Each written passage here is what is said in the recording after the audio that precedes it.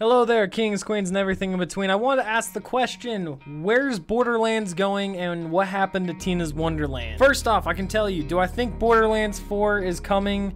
Yes, I do. I don't have really any proof that it's coming except that a movie's going to be coming out, so they're probably still thinking about Borderlands. And the other thing is faith. As a die-hard Borderlands fan, I'd like to hope they're going to keep adding more, you know? The problems with Tina's Wonderland. So, I'm going to break it down into 5 things that I think absolutely destroyed Tina's Wonderlands. And let's get started. So the first one was no end game. There's no reason to grind. I think that was the sole purpose that made the Borderlands game fun, was it's an RPG, you want to get loot, and make a busted, overpowered character and make the grind worth it. If you had a powerful character, you had I have hiccups, but you had bragging rights. So you could tell your friends you had a tough character, you could play with them, and there were still bosses and challenges that even with the most broken build, you could not defeat, and they were called invincibles. Which Borderlands 2 had so many, and every one of them is memorable. There's none that I don't remember. I think they were all so well done, and each had their own set of challenges, and I think they should have done that in Tina's Wonderland, a little bit more in Borderlands 3, but Tina's Wonderland should have had like maybe 2 or 3, and it didn't. So after you beat the campaign, you feel full. You really are just like, you know what, that was an experience, I liked it, I don't want to play anymore. That's pretty much it. There was no drive to grind and get good gear or even get a high max level character. I know that when I first played, I was so excited. I beat the campaign and I was satisfied. I thought, you know what, that was fun, you know, but then the thought of replaying the game, which leads into the second part, was the replayability. After I beat the game, I'm like, you know what, I'm done. Like, all the classes feel the exact same. I don't really want to play again. The story wasn't fun enough to want to replay. There was no grind. There was nothing. It was just very bland. Very, very bland. All were trying to be unique, really weren't. You're left with nothing. You're left with a one-time playthrough, maybe a second time if you play with a friend or show them the game, but after that, you're kind of done.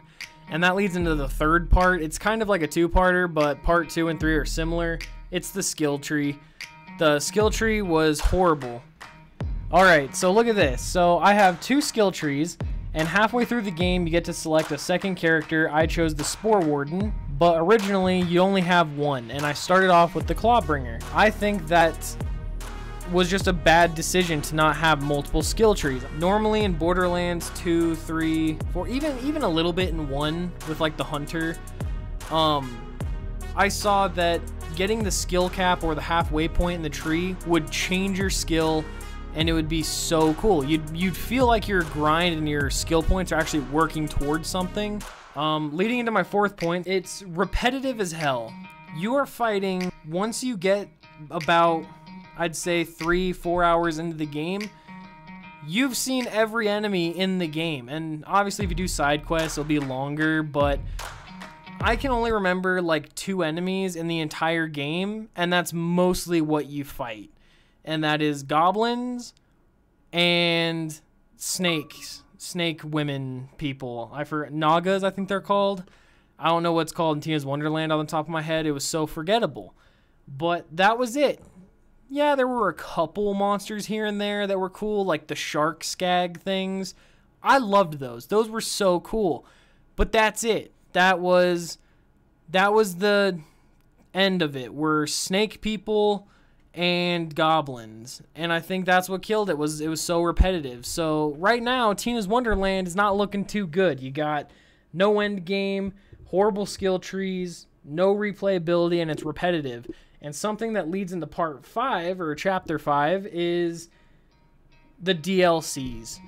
My God, when I say repetitive and waste of money, this is the worst I've seen a DLC that wasn't from a free game.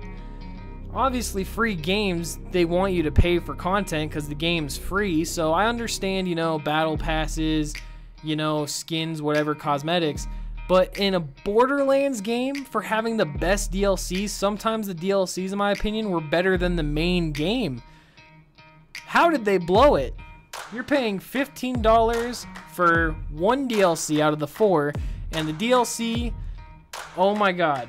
Before I get into that, let me tell you, I had a harder time finding the location to get to the DLC than actually beating the DLC. It was longer than the DLC itself. And so, there you go. That's all I need to say. But let me get in depth. So you go in, you find this amazing carnival. I was excited. When I saw it, I'm like, oh my gosh, it's going to be like a carnival. There's going to be like evil clowns or something. And maybe a new raid boss. Something exciting and crazy. Boy, was I wrong. I paid $15 to go into this mirror, and when you go into the mirror, it'd start this giant trial run. You'd get from point A to point B, and you'd do that maybe 2 or 3 times until you get to room 4, which was a boss. It was the boss of that mirror, and that's it. That is the whole DLC, and you're probably like, oh, well, were there new legendaries or rarities? No. Oh, were there new enemies and puzzles? Puzzles, not really. I mean, you can call them puzzles, but you've been doing it the whole game, so not really. And the enemies were all the same. Yes, those goblins and Nagas that you fought, mainly the Nagas, yeah, there you go. That's the whole DLC is fighting Nagas until you get to the boss. I was pissed off. They tried adding a wheel full of loot that was just, in my opinion, not worth it. It was like playing the Borderlands 2 slot machine. Even the slot machine was more fun because you didn't have to go grind. And oh boy, that's all I can say is get from point A to point B, fight a boss that you've already fought basically. Yeah, the boss was a little unique, but at the end of the day, it's the same type of enemy, just bigger. And that's it. Horrible DLC, waste of $15, and I was so disappointed that I stopped playing Tina's Wonderland from that point. I did not get to DLC 2, 3, or 4, and I think they added a new class too, and I haven't even played it because I was so disappointed and frustrated that Borderlands or Wonderlands did that to me. And I think those are the 5 things that ruined the game. Was no end game, no replayability, repetitiveness, the skill trees, and the horrible DLCs. I think those 5 things killed the game. And do I think Tina's Wonderland is a horrible game? No, I don't think it was a horrible game. I still would rather play it more than Destiny 2.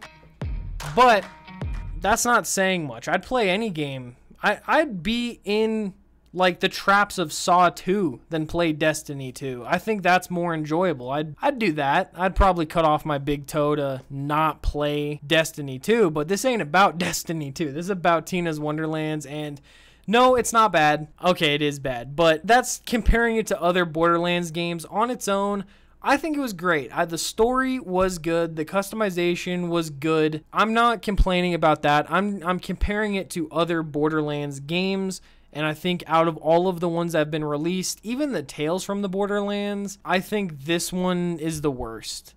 The idea was so unique, but they execute it poorly. And would I recommend you buy it? Yeah, I would if it was on sale. But to pay a full price for it, I would not. I think it's maybe a $20 game, $30, possibly at max. I would not spend a penny more. Because you're getting what you pay for, and that's a one-time playthrough, maybe 2-time if you want a friend to join you. That's all I have to say about Tina's Wonderland. And I love you all, and have a wonderful day. Goodbye.